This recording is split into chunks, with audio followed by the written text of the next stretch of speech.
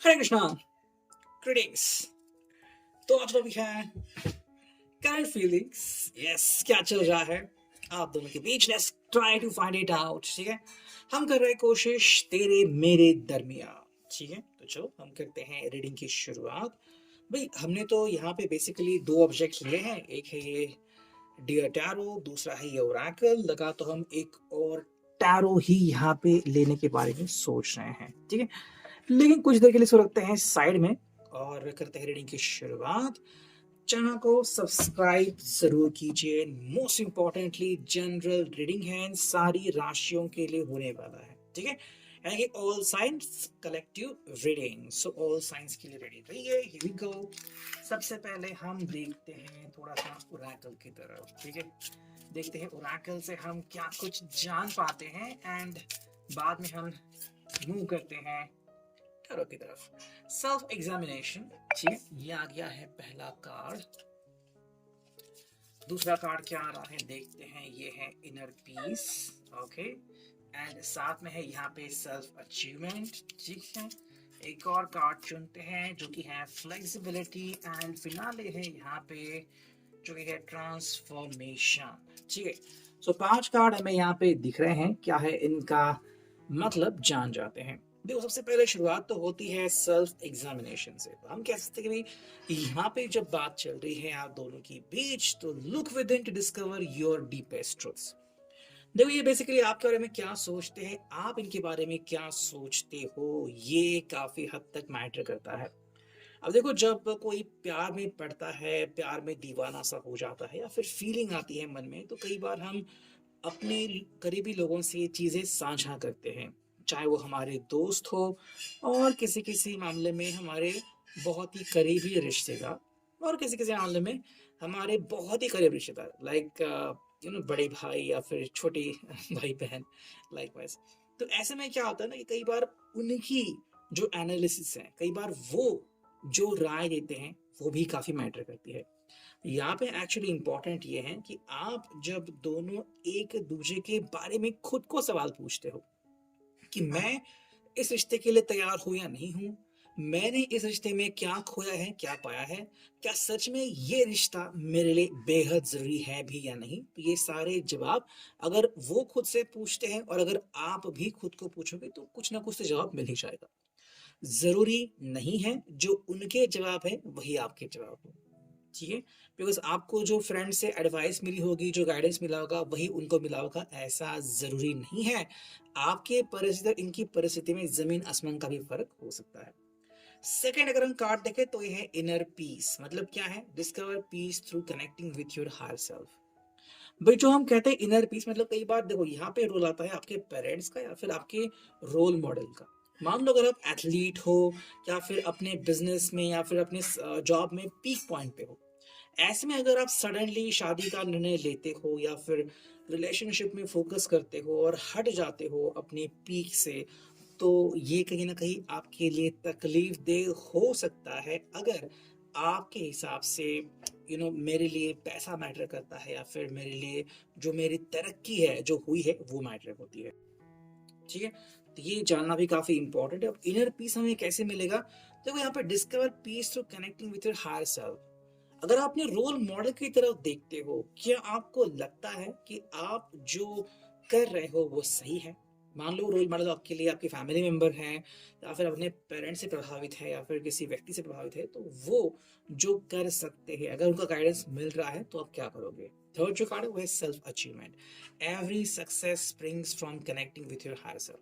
ठीक है, देखो यहाँ पे भी बात आती है आप दोनों की कि आप दोनों किससे इंस्पायर हो। अगर आप एक दूसरे से इंस्पायर हो तो आपने एक दूसरे के साथ मिलकर क्या कुछ अचीव किया है, ये भी काफी इंपॉर्टेंट है।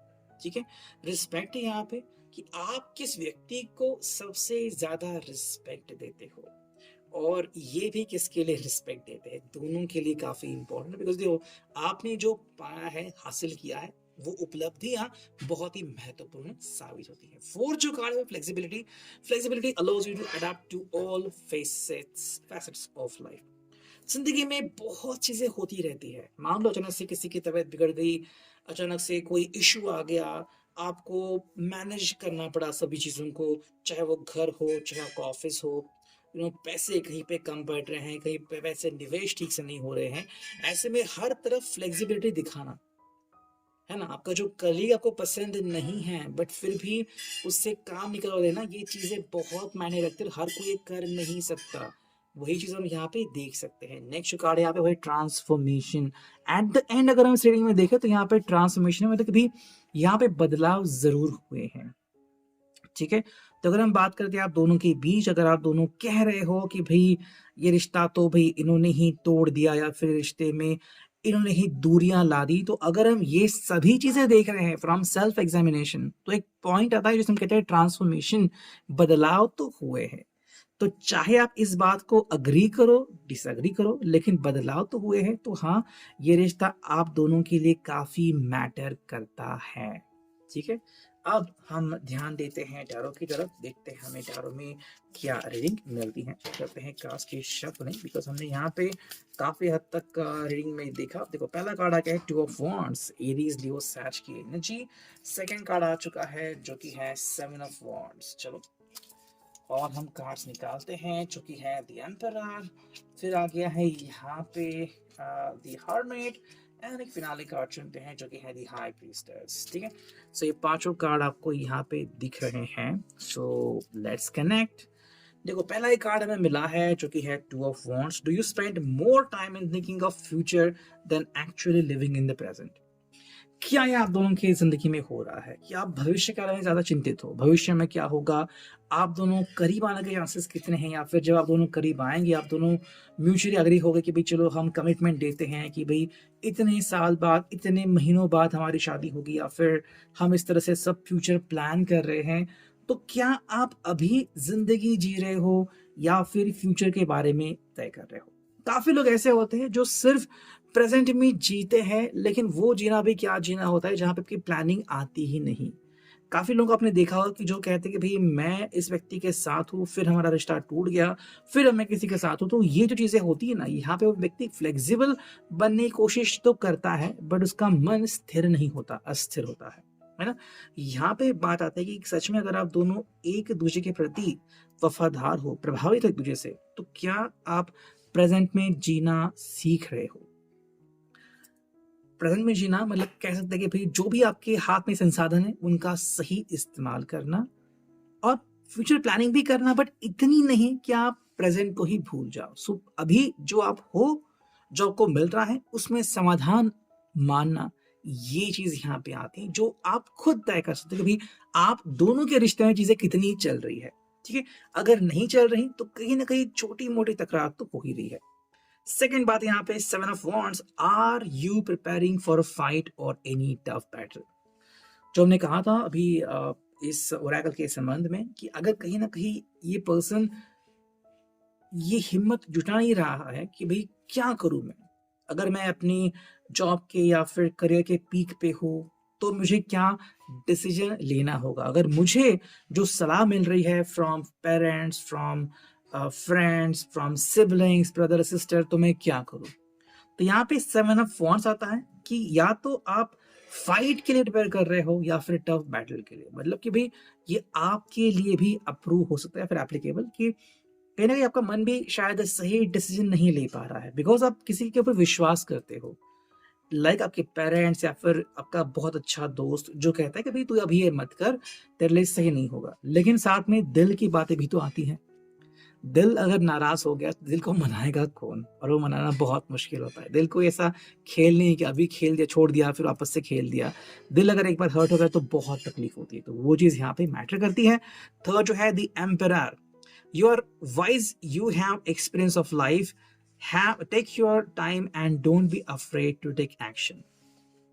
ठीक है? तो यहाँ पे एरीज़ साइन आ चुका है। अगर हम बात करते हैं यहाँ पे फायर साइन की अगेन, तो आपको मतलब दोनों को ही ज़िंदगी का कुछ न कुछ तो अनुभव है। तो ऐसे में क्या आप सच में एक रिस्क लेने को तैयार हो या नहीं? जैसे मैंने कहा कि दिल की संभावनाएँ क्या हैं? क्या दिल आपको हाँ कह रहा है आगे बढ़ने के लिए या फिर दिल आपको ना कह रहा है? ऐसे में आपका क्या पॉइंट होगा? क्या आप इनके साथ आगे बढ़ने के लिए रेडी? देखो ये पर्सन तो इस सोच में डूबा है कि हाँ मुझे कोई एक्शन तो लेने की जरूरत है, ठीक है, I need to take the action, but वो एक्शन कैसे होगी, कितनी जल्दी होगी और कितना ज्यादा प्रभावित करेगी आप दोनों के जिंदगी को, ये कहीं ना कहीं सोच चल रही है। फोर्थ जो कार्ड है वो है the hermit. Remind yourself to stop and be quiet so you can listen to your own inner voice.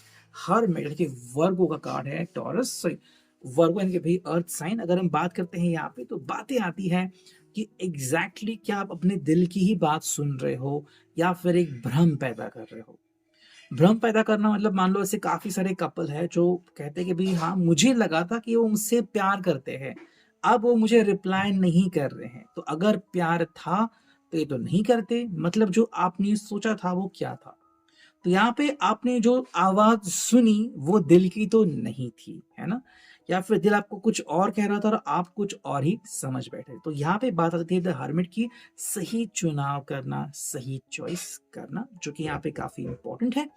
At the end अगर हम कार्ड देख रहे हैं तो है the high priestess. Embrace your power, inner wisdom and knowledge, be aware of right और wrong, life is rarely that simple. जिंदगी में जब हम डिसीजन मेकिंग करते हैं तो इतनी भी आसान जिंदगी नहीं होती। कहते हैं ना, एक कहावत है, कुछ खोने के लिए कुछ पाना पड़ता है ना, एंड कुछ पाने के लिए कुछ खोना पड़ता है, दोनों तरफ से एप्लीकेबल होता है। देखो, अगर आप कुछ खोने को तैयार हो कि चलो मैं अच्छा प्रमोशन मिल रहा है बट मुझे ये व्यक्ति पसंद है तो मैं अपने प्रमोशन को जाने देता हूं, तो मुझे क्या मिलेगा बदले में, यस जो आप सोच रहे हो वही। अगर आपको प्रमोशन प्यारा है तो मैं किसी गुड बाय कहने को भी रेडी हूँ। तो पाना हो या फिर खोना हो, ये चीजें साथ साथ चलती है। अगर आपको सुख की प्राप्ति है तो दुख को आपको त्यागना होगा, और जब दुख मिलेगा तो सुख आपसे दूर चला जाएगा। तो ये दोनों चीजें होती रहती है, और अगर आप दोनों ही चीजों को हैंडल करने को रेडी हो, आपका रिश्ता काफी सुमधुर हो सकता है। मेरे हिसाब से यहाँ पे सारी चीजें क्लेरिफाई होके आ रही हैं कि अगर आपको सही निर्णय लेना आ जाए तो फिर कोई इश्यू नहीं होगा। ये कार्ड है यहाँ पे द हर्मिट, सही डिसीजन लेने का कार्ड। साथ में यहाँ पे द एम्पायर, मतलब कि भाई आपको जितना एक्सपीरियंस मिला है उस हिसाब से अगर आप रिस्क लेने को तैयार हो तो ये पर्सन भी आपके लिए रिस्क लेने को तैयार हो सकता है। सो ये था अभी का reading. I hope it will resonate.